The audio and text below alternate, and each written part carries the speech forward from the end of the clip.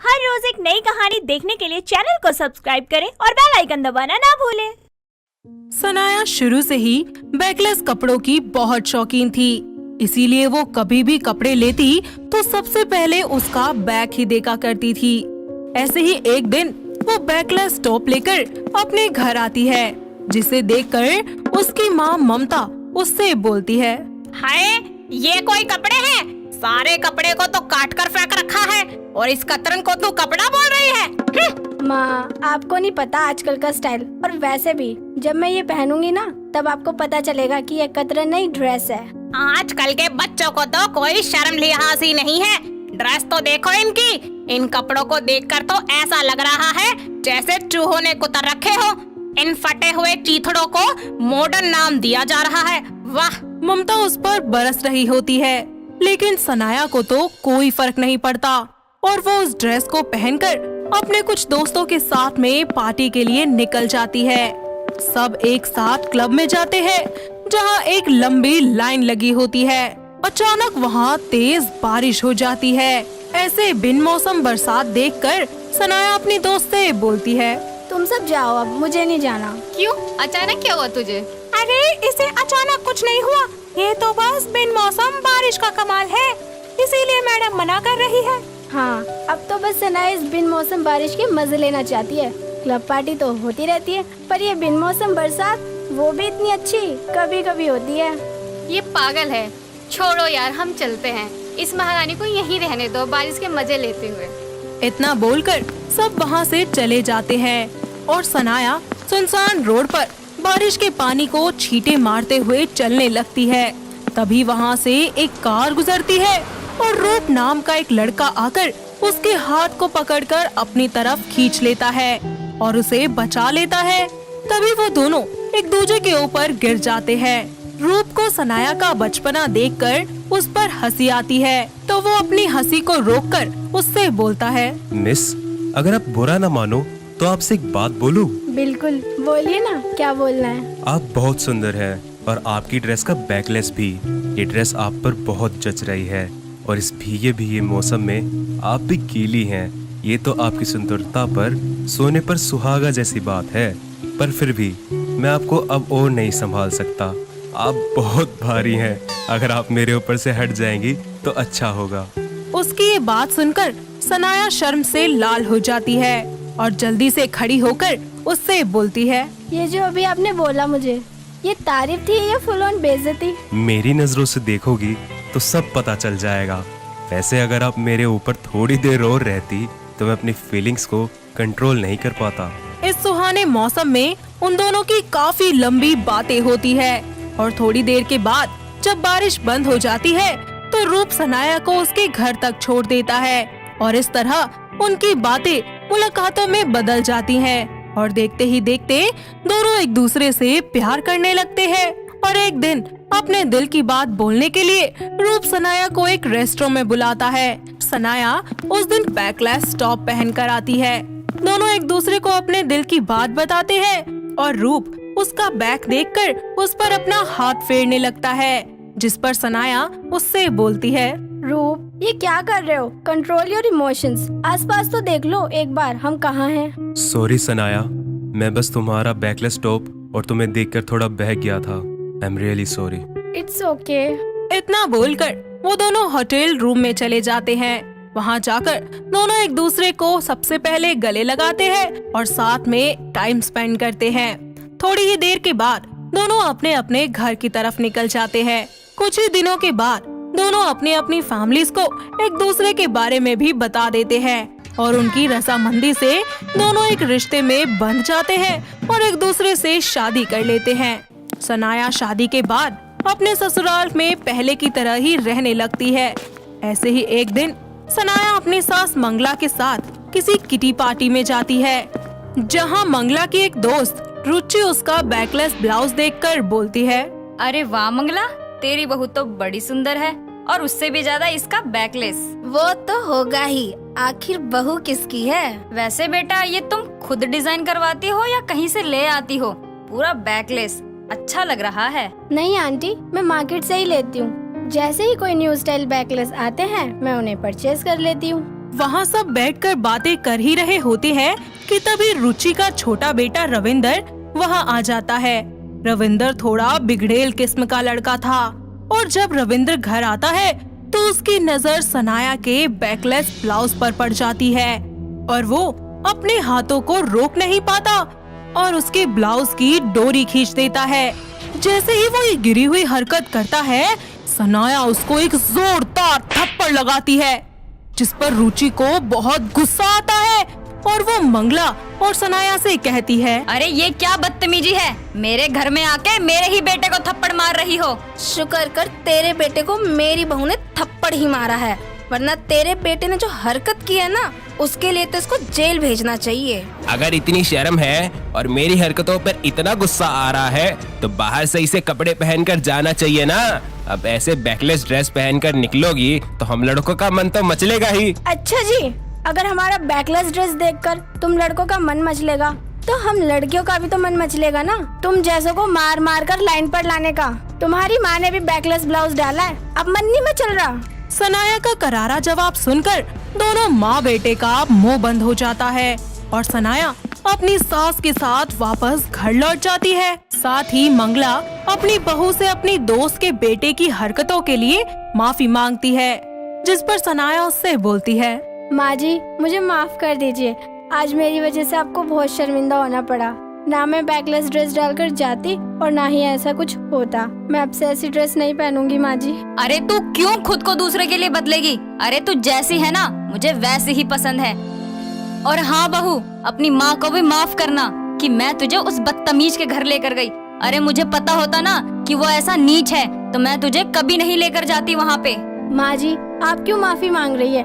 गलती उनकी है, ना कि आपकी या मेरी। पर आज मेरा एक भ्रम टूट गया है। हमारा समाज आज भी नहीं बदला है और ना ही कल बदलेगा, इसलिए आप माफी मत मांगे। माफी तो मुझे मांगनी चाहिए, मेरी वजह से आपकी इतनी इंसल्ट हुई। आई एम सॉरी माँ जी। नहीं बहू, मैंने तुझे बोल दिया ना कि तू दूसरों के लिए खुद को नहीं बदलेगी। तू मेरी प्यारी बहू है, मेरी बेटी है और मैं तुझे जैसा कह रही हूँ तू वैसा ही कर। और मैं नहीं चाहती कि तू किसी और के लिए खुद को बदले, मैं देख ही नहीं सकती तुझे। ठीक है माँ जी, आप जैसा बोलेंगी ना मैं वैसा ही करूँगी। आप बहुत अच्छी है और आज मैं बहुत खुश हूँ कि मुझे आप जैसी सासू माँ मिली।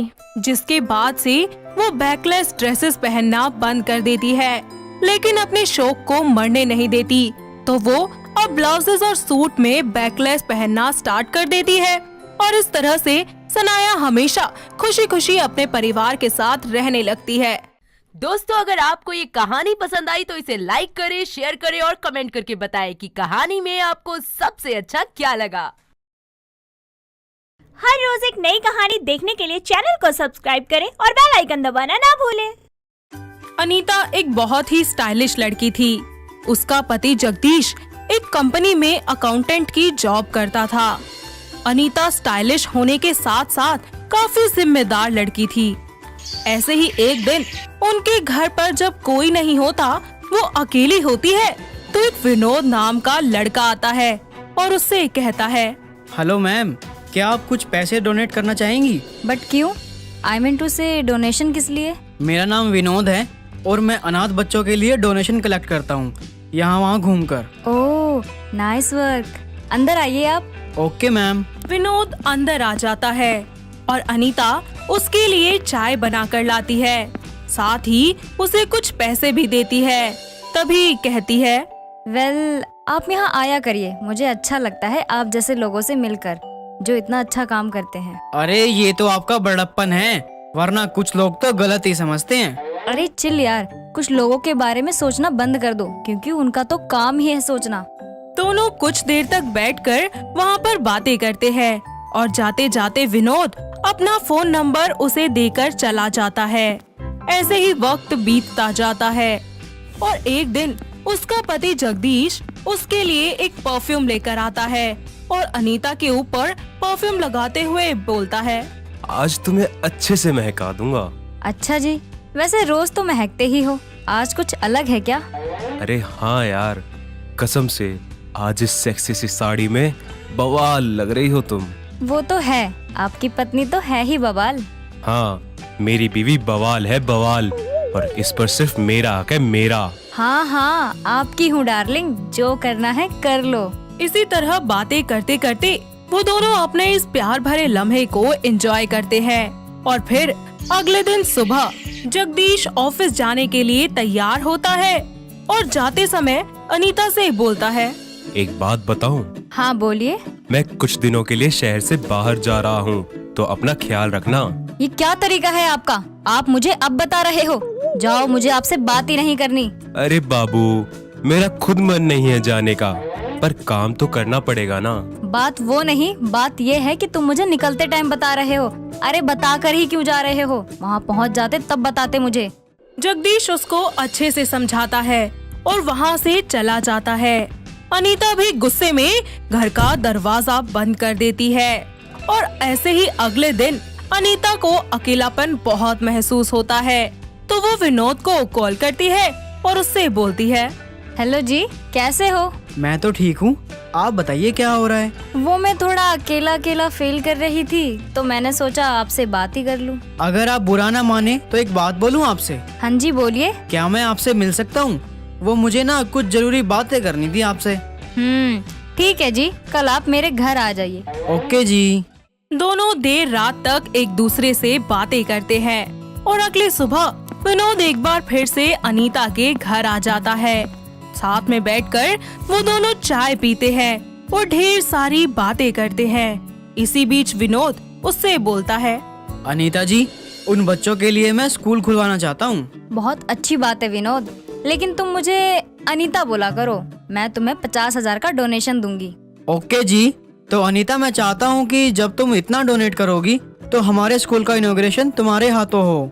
और हाँ, डोनेशन देने के टाइम तुम्हें अपने कुछ आईडी प्रूफ देने होंगे। अच्छा ठीक है, क्या क्या चाहिए ये बता दो। बस आधार कार्ड। अनीता अपने कमरे में जाकर आधार कार्ड निकालकर विनोद को दे देती है। उसका आधार कार्ड देखकर विनोद उससे बोलता है, वाओ, तुम्हारा और मेरा बर्थडे एक ही डेट पर, क्यों ना हम एक साथ ही मनाएं? फिर तो हम एक साथ ही मनाएंगे अपना बर्थडे। और मेरे पति तो है नहीं, इसीलिए मैं अपना जन्मदिन अपने दोस्त विनोद के साथ मनाऊंगी। घर को अच्छे तरीके से डेकोरेट करता है। दोनों एक दूसरे के साथ अच्छे से तैयार होकर केक काटते हैं। इसी बीच अनीता के पति का फोन आ रहा होता है, लेकिन वो गुस्से के कारण फोन काट देती है और उसके फोन को इग्नोर करती रहती है। बार बार उसका पति फोन करता है, लेकिन अनीता तो सिर्फ और सिर्फ विनोद में ही खोई रहती है। वो दोनों मिलकर एक दूसरे के चेहरे पर केक लगाते हैं, बहुत सारी सेल्फीज लेते हैं, ड्रिंक करते हैं और अनीता नशे में हो जाती है, जिस पर विनोद इस बात का फायदा उठाते हुए अनीता से कहता है, वाओ, तुम्हारा घर बहुत अच्छा है। हाँ वो तो है। वैसे किसके नाम पर है ये घर? सब कुछ मेरे नाम पर है। अरे मेरे पति मुझ पे जान देते हैं, जान, इसीलिए सब कुछ मेरे नाम कर रखा है उन्होंने। लेकिन मैं उनसे बहुत नाराज हूँ। मैं उनसे हर बात शेयर करती हूँ, इसीलिए गुस्सा हूँ। इसीलिए मैंने तुम्हारे बारे में उन्हें कुछ नहीं बताया। मजाक मत करो, तुम्हारे नाम पर नहीं हो सकता ये घर। तुम ही बताओ, कैसे यकीन दिलाऊं कि ये घर मेरे नाम पे है। अरे वो तो तुम जानो। वैसे मुझे लग रहा है कि तुम फेंकती बहुत हो। रुको तुम, अभी बताती हूँ तुम्हें। अनीता उसको प्रॉपर्टी के पेपर्स दिखाती है और इसी बीच विनोद उसके घर के पेपर्स चेंज कर देता है और नशे की हालत में उसके सिग्नेचर्स भी ले लेता है। अनीता नशे में बेड पर बेहोश हो जाती है। साथ ही विनोद हैंडकफ्स का इस्तेमाल करते हुए उसके हाथों को बेड से बांध देता है ताकि वो कहीं पर भी भाग ना पाए। और विनोद उसके घर का सारा कीमती सामान चोरी करके वहाँ से 9-2-11 हो जाता है। और अगली सुबह जगदीश जब काम पर से वापस अपने घर आता है और घर की ये हालत देखता है तो उसके होश ही उड़ जाते हैं। वो जल्दी से अपने कमरे में जाता है और अनीता के हैंडकफ्स को खोलने की कोशिश करता है। वो यहाँ वहाँ हर जगह चाबी ढूंढता है। बड़ी मुश्किल से उसे चाबी नजर आती है तो वो उसके हाथों को आराम से खोल देता है, जिसके बाद अनीता बहुत बुरी तरह से रोने लगती है और उसे संभालते हुए जगदीश उससे कहता है, अनीता, ये सब क्या है? ये सब कैसे हुआ?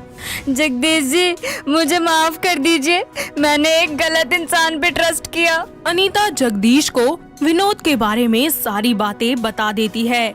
जगदीश ये सारी की सारी सूचना पुलिस को देता है और पुलिस अनीता से कुछ पूछताछ करने के लिए उनके घर आती है और बोलती है, क्या आपके पास उस आदमी की फोटो या ऐसा कुछ मिलेगा जिससे हम उस तक पहुंच पाएं? हाँ, मेरे पास जन्मदिन वाली फोटो है। जैसे ही इंस्पेक्टर उसकी फोटो देखते हैं, उनके तो होश ही उड़ जाते हैं और वो अनीता से बोलते हैं, मैडम जी, ये है एजेंट विनोद और इसकी तलाश तो कब से पुलिस कर रही है। इसने आप जैसी कई लोगों को शिकार बनाया है। पुलिस दिन रात की खोजबीन करके विनोद को कहीं न कहीं से पकड़ ही लेती है और उसको जेल में बंद कर देती है। तो दोस्तों, कैसी लगी आपको हमारी ये बहू बनी बवाल की कहानी? क्या आपके घर के आसपास भी है कोई ऐसी बहू जिसके साथ किसी ने ऐसा किया हो? अगर हाँ, तो उन्हें ये वीडियो दिखाइए और हमें कमेंट करके बताइए। दोस्तों, अगर आपको ये कहानी पसंद आई तो इसे लाइक करें, शेयर करें और कमेंट करके बताएं कि कहानी में आपको सबसे अच्छा क्या लगा। हर रोज एक नई कहानी देखने के लिए चैनल को सब्सक्राइब करें और बेल आइकन दबाना ना भूलें। सुहाना मौसम था। अगस्त का महीना चल रहा था। दिव्या का मूड बड़ा ही अच्छा था। अपने कमरे में बैठी बैठी खिड़की से वो बाहर के नजारों को निहार रही थी। क्या करूं यार, इतना अच्छा मौसम है और मैं घर में बोर हो रही हूँ। नहीं, ऐसा नहीं हो सकता, मुझे तो बाहर जाना है, लेकिन मैं करूँ तो करूँ क्या? यही सोचते हुए दिव्या अपनी दोस्त प्राची को कॉल करती है। हाय प्राची, कैसी है तू? मैं ठीक हूँ, पर तुझे क्या हुआ? तू इतनी पुछी से क्यों लग रही है? क्या बात है? यार, मन नहीं लग रहा, कहीं बाहर चलते हैं ना? ठीक है ना, फिर चलते हैं। पर यार, जाएंगे कहाँ? बहुत दिन हो गए, मूवी देखने चले? दोनों रेडी होकर एकदम ढिंचैक सिनेमा हॉल के बाहर मिलते हैं और अपने पॉपकॉर्न खाते हुए मूवी देखती हैं, जिसमें हीरोइन अपनी अदाएं, जलवे, लटके, झटके दिखाती हैं। कुछ देर मूवी खत्म होने के बाद दोनों बाहर आती हैं और तभी दिव्या कहती है, यार मूवी कितनी मस्त थी और उस एक्ट्रेस ने कितनी गजब की मॉडलिंग की है। हाँ यार, उनकी फेस और अदाएं देखी तूने? कितनी टफ होती हैं। अरे रहने दे, इतने भी टफ नहीं है, मैं भी ऐसे अपने एक्सप्रेशंस के साथ अदाएं दिखा सकती हूँ। रहने दे, फेक मत, तू ऐसी है ही नहीं और ना ही तुझसे ये हो पाएगा, समझी? Prachi, don't challenge me. अगर मैंने ऐसा कर दिया ना, तो तू बता तू क्या करेगी? ओके, अगर ऐसा है तो तू जो भी बोलेगी ना, मैं वो सब करूँगी, पक्का। Okay, challenge accepted. अब देखना, तो खुद मेरी अदाएं और मेरे जलवों की तारीफ करेगी, समझी? दोनों एक पार्क जाती हैं और दिव्या एक लड़के के पास जाकर बेंच पर बैठ जाती है और प्राची उस पर पेड़ के पीछे से अपनी नजरें गड़ाए रखती है। दिव्या उस लड़के को अपनी ओर अट्रैक्ट करने की कोशिशें करना शुरू कर देती है। हाय, कितनी गर्मी हो रही है आज। उफ, हाय, कुछ तो फर्क पड़ा। क्या ठंडी ठंडी हवा आ रही है इसमें। कुछ ही मिनटों बाद वो फैन बंद हो जाता है और पास बैठा बबलू नाम का लड़का उसे निहारने लगता है। उफ़ो, ये तो खराब हो गया। काश मेरा भी कोई बॉयफ्रेंड होता जो मुझे इस गर्मी से बचा लेता। एक्सक्यूज मी, आपके साथ कोई आया नहीं क्या? नो। आपका कोई बीएफ भी नहीं है? जी नहीं है। तो कोई नहीं, आप मुझे ट्राई कर लीजिए, क्या पता मैं आपको खुश कर दूं। कैसे करोगे? आपकी गर्मी हटा सकता हूँ, करूँ क्या? हाँ, करो ना। वो उसके करीब आकर उसके फेस पर फूंक मारता है, जिससे वो इरिटेट हो जाती है। वाह, ठंडी ठंडी हवा। बस भैया। जी, क्या बोला आपने अभी? जी कुछ भी तो नहीं। अच्छा मैं घर जा रही हूँ, मुझे बहुत गर्मी लग रही है। अरे यार रुको तो, अपना नंबर तो देकर जाओ। इतना कहकर दिव्या चली जाती है और प्राची उसके पास आकर जोर से हंसती है। अरे यार, मैंने तो देख ली तेरी अदाएं, कितना काम करती हैं। चैलेंज हार गई तू। अरे ऐसा कुछ नहीं है, ये तो थोड़ा छपरी इंसान था, इसीलिए अगर कोई अच्छा लड़का होता ना फिर देख तू। लेकिन अब तो मैं सीधा बस अपने मिस्टर राइट को ही अपनी अदाओं के जाल में फंसाना चाहती हूँ, उसके अलावा किसी को भी नहीं। दोनों अपना डे एंजॉय करके घर चली जाती हैं। वक्त बीतता है। एक दिन दिव्या शॉपिंग करके अपनी दोस्त प्राची का हाथ पकड़ के आ रही होती है कि अचानक से 2-3 पुलिस वाले उनके बीच में से निकलते हैं, जिस वजह से दोनों का हाथ छूट जाता है और वो फिर से बातें करते हुए अपनी फ्रेंड का हाथ पकड़ लेती है और बातें करती हुई चलती है।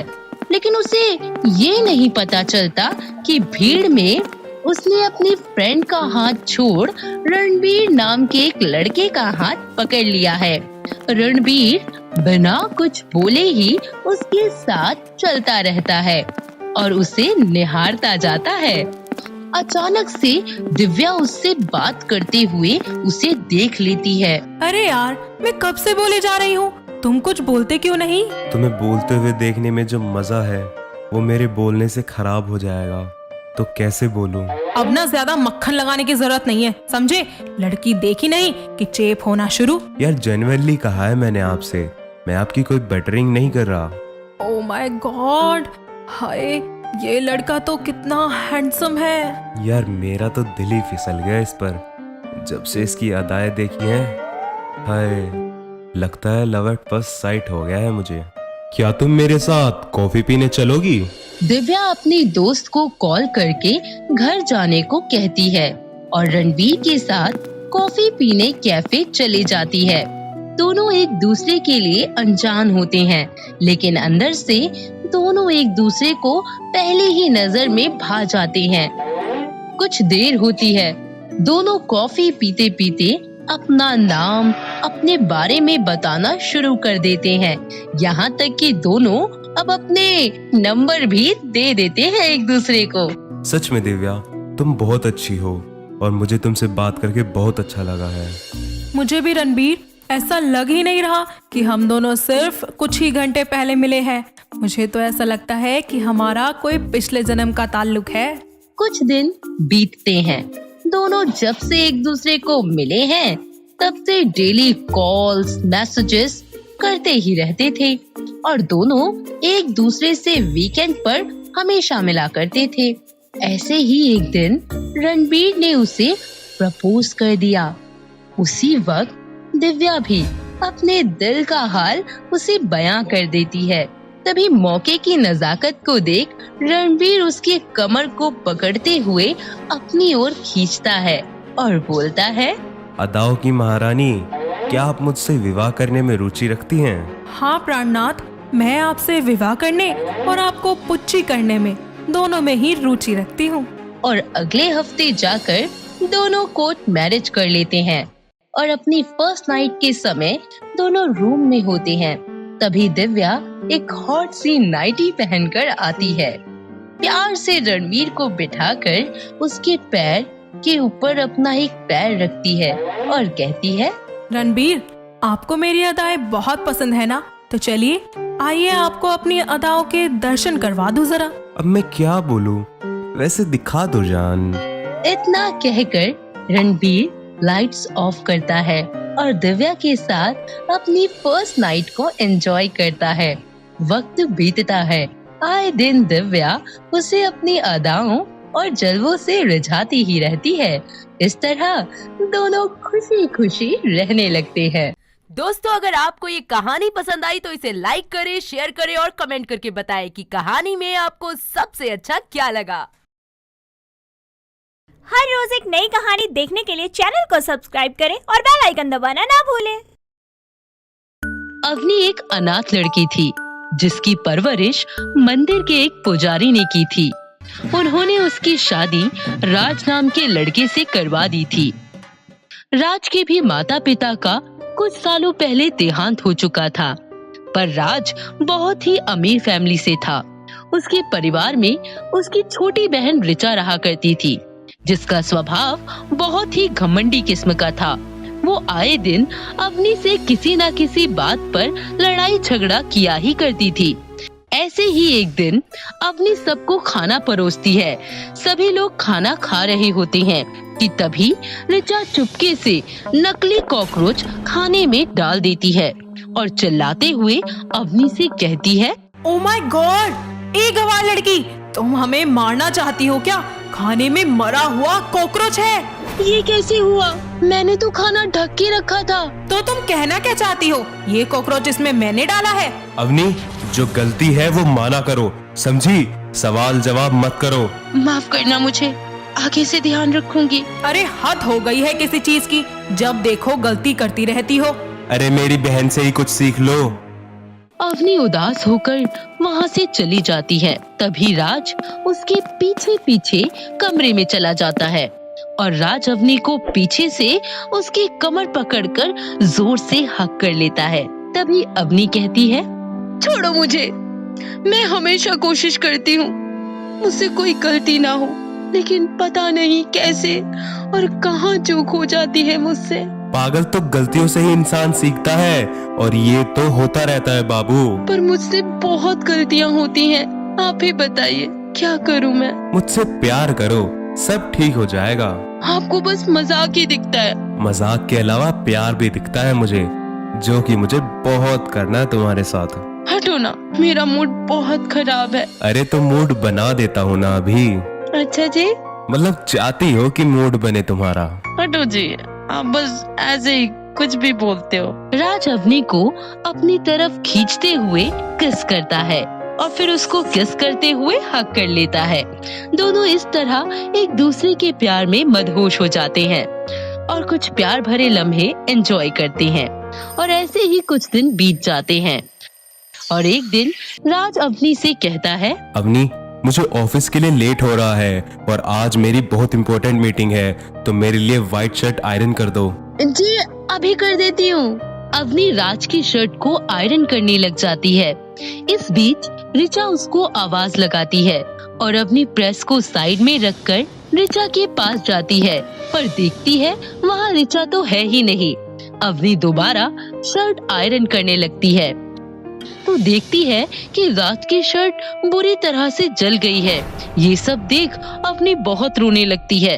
तभी वहाँ राज आ जाता है और ये सब देखकर गुस्से से आंख बबूला हो जाता है और अवनी को खिंचाकर एक तमाचा जड़ देता है और गुस्से से कहता है, एक काम ठीक से नहीं कर सकती तुम। तभी वहाँ ऋचा आती है और कहती है, क्या हुआ भैया? अरे एक काम ठीक से नहीं करती। ये बात तो बिल्कुल सही बोली भैया आपने। आज से घर का हर जरूरी काम ऋचा करेगी। और ऋचा अपने ही बनाए जाल में फंस जाती है और घर का सारा काम उसके ऊपर आ जाता है, जैसे सुबह जल्दी उठकर खाना बनाना, रात का खाना, राज के कपड़े धोना, उसको आयरन करना, एक्सेट्रा एक्सेट्रा। ऐसे ही एक दिन ऋचा के FB अकाउंट पर अमन नाम के लड़के की फ्रेंड रिक्वेस्ट आती है। ऋचा उसे एक्सेप्ट कर उससे चैट करने लगती है और कुछ ही दिनों में उसको अपना पर्सनल नंबर भी दे देती है। कुछ दिन तक दोनों फोन पर बात करते हैं और फिर दोनों एक दूसरे से मिलने का प्लान बनाते हैं। ऋचा एक हॉट सी ड्रेस पहनकर उससे मिलने जाती है। दोनों एक होटल में जाते हैं और वहाँ अमन घुटने के बल बैठकर उसको रिंग पहनाते हुए प्रपोज करता है और कहता है, जब मैंने तुम्हारी पहली बार आवाज सुनी थी ना, तभी से मुझे तुमसे प्यार हो गया था। क्या तुम हमारी इस लव रिलेशनशिप को और स्ट्रॉन्ग बनाना चाहोगी? वो कैसे? हम दोनों के एक होने में अपनी सहमति देकर। नहीं नहीं, मुझे ये सब बिल्कुल भी ठीक नहीं लग रहा। बेबी, मैं तुमसे इतना प्यार करता हूँ और एक छोटी सी चीज ही मांग रहा हूँ और तुम वो भी नहीं दे सकती मुझे। विश्वास नहीं है क्या मुझ पर? अरे नहीं, ऐसी बात नहीं है अमन, तुम मुझे गलत समझ रहे हो। नहीं नहीं, मैं सही समझ रहा हूँ। अगर तुम्हें मुझ पर विश्वास होता तो तुम मुझे हाँ बोलती, ऐसे बातें नहीं करती। मैं अब हमेशा के लिए तुम्हें छोड़कर चला जाऊंगा। अरे बाबा, ऐसा बिल्कुल नहीं है। मैं तुमसे बहुत प्यार करती हूँ और तुम्हारी खुशी के लिए मैं कुछ भी कर लूंगी। रिचा उसकी बातों में आ जाती है और अमन उसके करीब आने लगता है। दोनों एक दूसरे में खो जाते हैं। ऐसे ही दिन बीतते जाते हैं और एक दिन रिचा के फोन पर अमन एक वीडियो भेजता है जो कि उसी होटल के रूम की वीडियो थी जहां पर रिचा अमन से मिली थी। वीडियो देखकर रिचा के तो मानो होश ही उड़ जाते हैं। तभी उसके फोन पर अमन का फोन आता है। अगर तू चाहती है ये वीडियो कहीं ना जाए तो 1 लाख रुपए लेकर मेरे पास उसी होटल में आ। तेरे सामने वो वीडियो डिलीट करूंगा। मैंने तुम्हारा क्या बिगाड़ा है अमन, जो तुम मेरे साथ ऐसे कर रहे हो? अरे मेरे कमाने का तरीका है ये। रिचा बहुत रोने लगती है और अवनी के पास जाती है और उसके गले लगकर खूब रोती है और उसको सारी बात बताती है। अवनी उससे कहती है, रिचा, मैं आपको इस प्रॉब्लम से बाहर निकालूंगी। ये हर लड़की के लिए सीख है कि कभी भी सोशल मीडिया साइट्स पर मिले लोगों से दूरी बनाकर रखें, क्योंकि ना तो वो हमको जानते हैं ना ही हम उन्हें हमारी प्रॉब्लम कभी समझ नहीं आएगी। इसलिए किसी पर भी इतनी जल्दी भरोसा नहीं करना चाहिए कि ऐसा दिन देखना पड़े। अगले ही दिन अवनी रिचा को 1 लाख रुपए देती है और उसको उसी होटल में भेजती है। रिचा वहां पहुंचकर अमन से कहती है, तुम वो सारे के सारे वीडियोस डिलीट कर देना और हाँ, किसी और को ऐसे कभी परेशान भी मत करना। अबे करूंगा, तेरा क्या जाता है? जो तेरे साथ किया वो और लड़कियों के साथ करूंगा और तू निकल अब यहाँ से। वहाँ अवनी आ जाती है और उसको 3 से 4 तमाचे लगाती है और उसका फोन छीन लेती है और कहती है, तुझे क्या लगता है सिर्फ तू ही होशियार है? फोन लेने से क्या कर लेगी तू? इसकी और भी कॉपीज पड़ी है मेरे पास। तू यहाँ से सही सलामत जाएगा तब अपलोड करेगा ना वीडियो। थोड़ी ही देर बाद वहाँ राज और पुलिस आ जाती है और पुलिस अमन को मारते मारते गिरफ्तार कर लेती है। तभी रिचा राज और अवनी से माफी मांगते हुए कहती है, मुझे माफ कर दीजिए भैया, माफ कर दीजिए भाभी। मैंने आपके साथ में बहुत गलत किया है और आज इस मुश्किल समय में आप मेरे साथ खड़ी हैं। जो हुआ उसको भूल जाओ। हाँ रिचा, मैं हमेशा से भाभी को नीचा दिखाने के लिए कुछ न कुछ करती ही रहती थी, लेकिन अब मुझे अपनी गलती का एहसास हो गया है और मुझे इस बात का बहुत पछतावा है कि मैंने आपके साथ इतना गलत किया। राज और अवनी दोनों उसको माफ कर देते हैं और तीनों वहाँ से घर आ जाते हैं और ऐसे ही हंसी खुशी समय बीतता जाता है और रिचा के लिए एक रोहन नाम के लड़के का रिश्ता आता है और कुछ ही महीनों बाद दोनों की बड़े ही धूमधाम से शादी हो जाती है। दोस्तों, अगर आपको ये कहानी पसंद आई तो इसे लाइक करें, शेयर करें और कमेंट करके बताएं कि कहानी में आपको सबसे अच्छा क्या लगा। हर रोज एक नई कहानी देखने के लिए चैनल को सब्सक्राइब करें और बेल आइकन दबाना ना भूलें। श्रेया एक बहुत ही प्यारी और संस्कारी लड़की थी।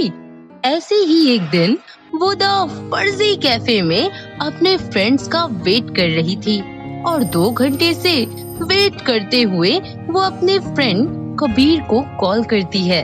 कबीर, तुम आ रहे हो या मैं चली जाऊं? और कितना इंतजार करवाओगे तुम? कब से वेट किए जा रही हूँ। श्रेया यार, मैं तो आ रहा हूँ। 10 मिनट में कबीर जल्दी से उसके पास पहुँचता है और घुटनों पर बैठकर उसका हाथ पकड़ के कहता है, श्रेया जान, सॉरी, अब आ गया ना, प्लीज मुझसे नाराज मत हो। देखो बाइक भी छोड़ कर आया हूँ रास्ते में। अच्छा ठीक है, नहीं हूँ अब मैं तुमसे नाराज, लेकिन तुम समझते क्यों नहीं हो? कब से अकेली बैठकर तुम्हारा इंतजार कर रही थी। पता भी है, एक लड़का मुझे घूरे जा रहा था तब से। कहाँ है? कौन है? बताओ, अभी उसकी अकल ठिकाने लगाता हूँ। अरे कबीर रिलैक्स, चला गया वो यहाँ से। और वैसे भी वो मुझे सिर्फ घूर रहा था, कुछ करने की हिम्मत नहीं थी उसमें। चलो अब कुछ ऑर्डर करते हैं ना, मुझे बहुत भूख लगी है। कबीर वेटर को बुलाकर श्रेया का फेवरेट चीज ऑर्डर करता है और ऑर्डर लाने के बाद उसे अपने हाथ से खाना खिलाता है। दोनों एक दूसरे से बहुत प्यार भरी बातें करते हैं, जिसके बाद वो उसके लिए गिटार भी बजाता है और कुछ देर बाद उसे हक करते हुए कहता है, श्रेया, आई लव यू सो मच। कुछ ही दिनों में हमारी शादी हो जाएगी आई कांट बिलीव दिस। हाँ कबीर, मुझे भी बिल्कुल यकीन नहीं हो रहा और I love you too very much. Kabir, अब हमें चलना चाहिए, घर पर सब इंतजार कर रहे होंगे ना। दोनों अपने घर वापस आ जाते हैं और कुछ दिन बाद श्रेया की हल्दी और मेहंदी की रस्म होती है। सभी बहुत खुश होते हैं। अपनी बेटी के हाथों में मेहंदी लगते हुए देख मीना कहती है, श्रेया अब तेरी विदाई हो जाएगी, ये घर सूना हो जाएगा बेटा, तेरे बिना तेरी आवाज सुनने को तरस जाएंगे हम। माँ, आप ऐसे मत बोलो, शादी ही तो हो रही है मेरी। आपका जब मन करे आप मुझे बुला लेना, मैं आ जाऊंगी। 2 दिन बाद कबीर श्रेया की धूमधाम से शादी हो जाती है और श्रेया अपने ससुराल पहुंच जाती है और कुछ ही दिनों में वो वहाँ की सारी जिम्मेदारियाँ बखूबी संभाल लेती है। श्रेया खाना बनाकर अपनी सास ममता और पिता को खिलाती है। उसके हाथ का खाना खाकर सब बोलते हैं, वाह बहू वाह, कितना स्वादिष्ट खाना बनाया है। हाय, तूने तो मेरा दिल ही जीत लिया। तू भी बैठ जा, खा ले खाना। शुक्रिया माँ जी, कोई नहीं, मैं आपके बाद खाना खा लूंगी। वाह श्रेया, बहुत टेस्टी खाना बनाया है। माँ सही कह रही है, तुम भी बैठो। ठीक है, आप दोनों अब इतना बोल ही रहे हैं तो खा लेती हूँ। अरे बहू, परसों वापस आ रही है हमारी दीपिका, तो तू उसके पसंद का बना लियो। हाँ अच्छा माँ जी, दीदी हॉस्टल से वापस आ रही हैं? सब साथ मिलकर खाना खा लेते हैं। 2 दिन बाद उसकी नंद दीपिका वापस आती है और अपने बैग्स बाहर ही छोड़ देती है। उसकी जगह श्रेया उसके बैग्स उठाकर लाती है और डायरेक्ट अपने कमरे में चली जाती है। अरे दीदी रुकिए तो, आपका कमरा अब यहाँ नहीं है। भाभी, ये मेरे रूम को क्या हुआ? ये इतना चेंज कैसे हो गया? वो दीदी, माँ जी ने हमारा रूम आपके रूम में शिफ्ट कर दिया है। एक्चुअली इनका पहले वाला कमरा थोड़ा छोटा था ना, इसीलिए। रहने दो भाभी, आप ना प्लीज माँ के नाम पर मुझे झूठ तो बोलो ही मत। आपने ही कहा होगा उन्हें। नहीं नहीं दीदी, ऐसी कोई बात नहीं है, आप गलत समझ रही हैं। तभी वो ममता के पास आकर कहती है, माँ, आपने मेरा रूम भाभी को क्यों दे दिया? बेटा, तेरे भाई को दिक्कत हो रही थी छोटे कमरे में, इसीलिए तेरा भी दे दिया। वो सब छोड़, देख तेरी भाभी कितना अच्छा खाना बनाती है। कल को तेरी भी शादी होगी तो तू भी अपनी भाभी से ये गुण सीख ही ले। हाँ, माँ भी ना भाभी की बातें कर रही हैं। इतने दिन बाद आई हूँ, ये नहीं कि कुछ मुझसे भी पूछे। अरे बेटा रुक तो, चली गई, पता नहीं कब इसका मुंह कद्दू की तरह फूल जाता है। हाँ, शाम को तीनों एक साथ बैठी हुई होती हैं। तभी ममता दीपिका को कहती है, दीपिका बेटी, ये ले चाबी और लॉकर में से वो जो गोल्ड का सेट अभी बनवाया था ना, लेकर आ। हाँ ओके माँ, ये लो, पर आप इसका करोगी क्या? अभी बताती हूँ। अरे बहू, जरा इधर तो आ। जी माँ जी। ये ले बहू, ये तेरा सगुन है, सगुन। इसकी क्या जरूरत थी? आपका आशीर्वाद ही मेरा शगुन है। श्रेया वो गोल्ड सेट रख लेती है। इस बात से वो चिढ़ जाती है। कुछ देर बाद वो जानबूझकर अपने रूम में पानी फिरा देती है और अपनी भाभी से कहती है, भाभी ये क्या है?